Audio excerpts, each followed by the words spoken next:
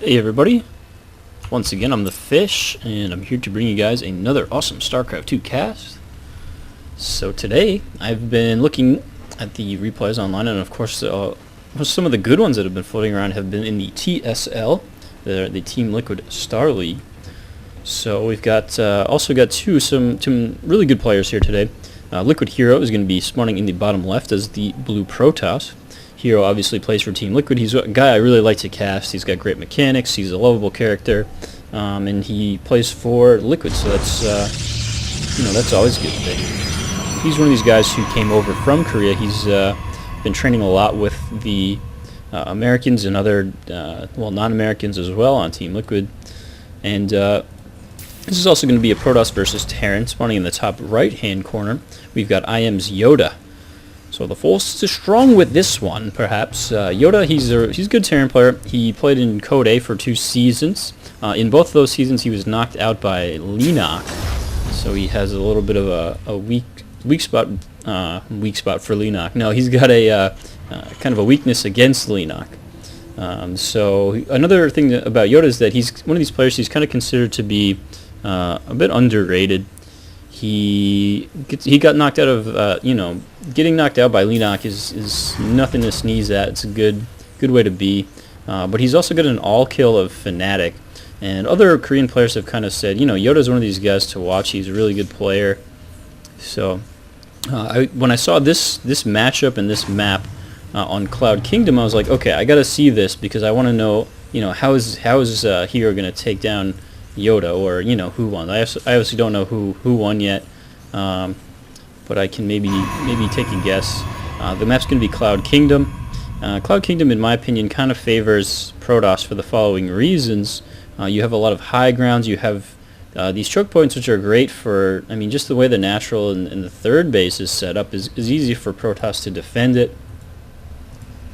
And then it's okay for dropping, but not so much because the map bounds are small, so it's really hard to kind of hide your medevacs in the side. There's really only a few places to drop. There's right here, there's over here obviously, and then of course you can drop probably the best places in the main base. So the usual bio-only force is a little bit gimped by the map because you have these, especially in these chokes, you see storms landing on units in these areas. But one of the things about this map that is good is that siege tanks are really strong on it. So you sometimes will see actually Terran go for siege tank, marine siege tank on just because of the features of the map, which is really cool. It's a smart way to play. YoDa's going to be trying for a bunker rush here, nothing all in or too fancy. HerO's actually going to pull 6 probes to deal with it. He's going to probably get this SCV, and the Marines doesn't even get close, and I don't think this Marine will have any chance of getting into the bunker. He might be able to pick up a probe there. No, HerO individually micros that probe to get it out of harm's way, so that bunker rush is not going to do much of anything. But YoDa doesn't lose much of anything except for some mining time on this SCV. A few minerals here and there is not going to make a huge difference.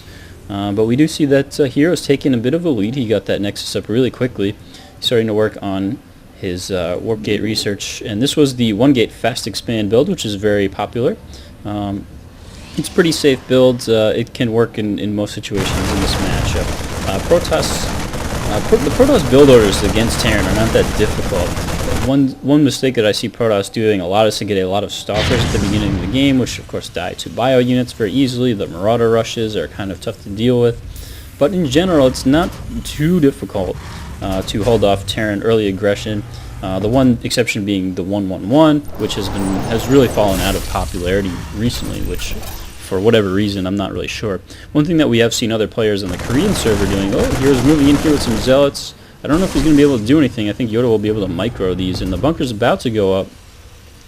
But HerO always likes to get the most out of his units. He's going to get 1 Marine, and he's probably just going to head home with these 2 zealots. So I'm trying to finish my thought from earlier. One thing that I did see some Korean Terran start to do is like a 2-2-2 sort of build, where you go for up to 2 bases, and then you go for like a 1-on-1 all-in, where you get Banshee, Banshee Hellion Marine or something like that, or Banshee Hellion Marauder. So I've seen stuff like that. I've even seen a 3-base all-in attack, where the Terrans kind of go for the fast third command center, which is what YoDa is doing here.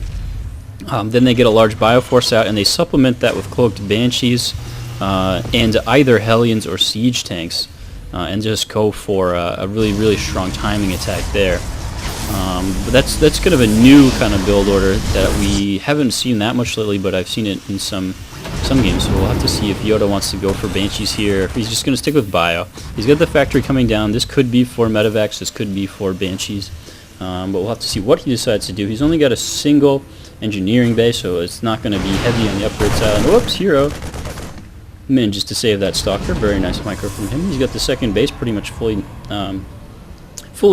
saturated. He's got a single gas here and two in the main. He's got the Robo Bay coming down, and let's see, Twilight Council. Okay, so Twilight Council, of course, being very popular, but no Colossus tech just yet for HerO. He's only got a few units on the ground, so you want to stay safe against Marauder pushes, because if your opponent suddenly pushes out with a few Marauders and on a lot of Marines, can be tough to hold off. So he's building a reactor next to the starport, so that's going to indicate that YoDa wants to play a pretty, I guess, quote-unquote standard game, where he just plays for basically, he goes for Medivacs and for, looks like YoDa had seen this observer, but this is going to tell HerO that YoDa is in fact going for Medivac. If he didn't realize it before, that is going to absolutely confirm it for him. So Medivacs will be coming out pretty soon. There's two responses if you're HerO. One is to go for Colossi. The other is, of course, to go for Templar. So he's going to get Blink, so that's a nice choice. Having a few Stalkers on the field is really great against holding off drops. He's got scouting units, scouting pylons all over the place.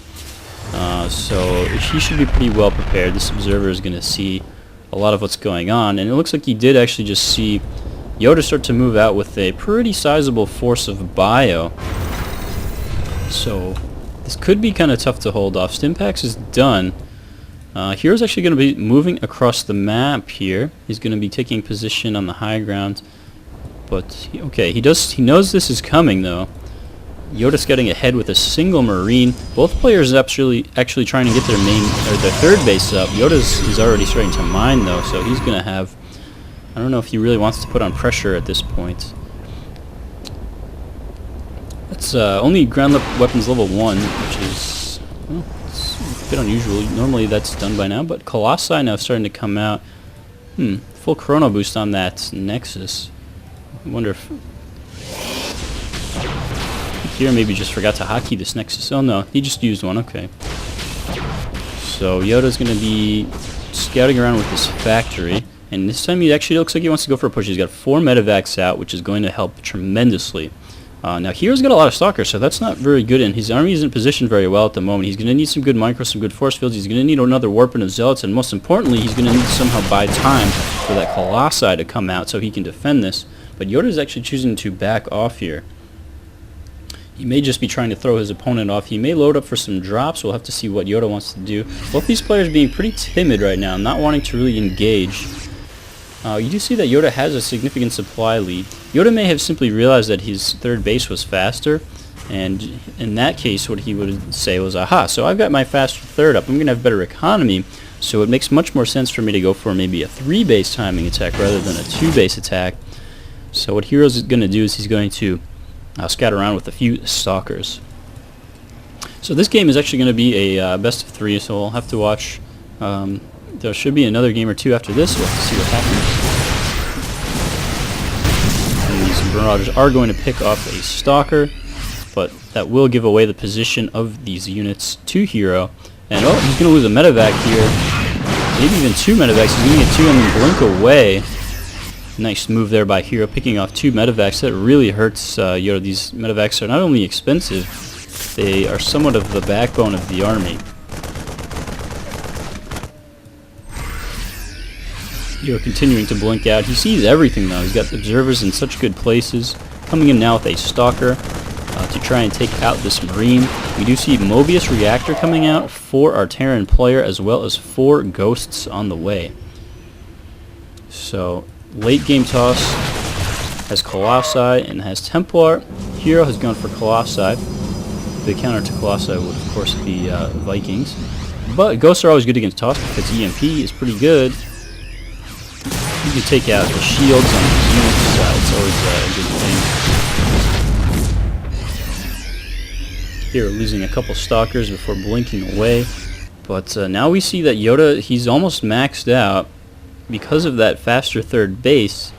And HerO, he doesn't have charge, actually. He doesn't have charge. He's going to want to get charge. Uh-oh, HerO Stalker splitting up, and he blinks out of there. HerO being very active on the map, and now it looks like YoDa, wow, that is a large army. He's even bringing a few SCVs along for the ride. And we're going to see a big engagement here. HerO moving in, no charge though, great force fields, and he's got Guardian Shields that are going to do some damage. And he actually splits this army up very nicely, but there's still a lot of ghosts in the background. EMP is now going down. It looks like HerO's army is going to get absolutely cleaned up here. These Zealots are not in the greatest place. But whoa, he actually just repositions his units. He comes in with the flank attack and is able to take out almost all of YoDa's army in a very short amount of time. That was really impressive work by HerO there. So, wow. Really well played by Liquid HerO. I thought that YoDa had a much better chance there, but it looked like he just wasn't quite able to win that fight. So, very strong, and the upgrades are the same, but YoDa just had a bad position. So, that was game 1. We're going to go on to game 2 now, see what happens next. So, join me in the next game. Thanks for watching.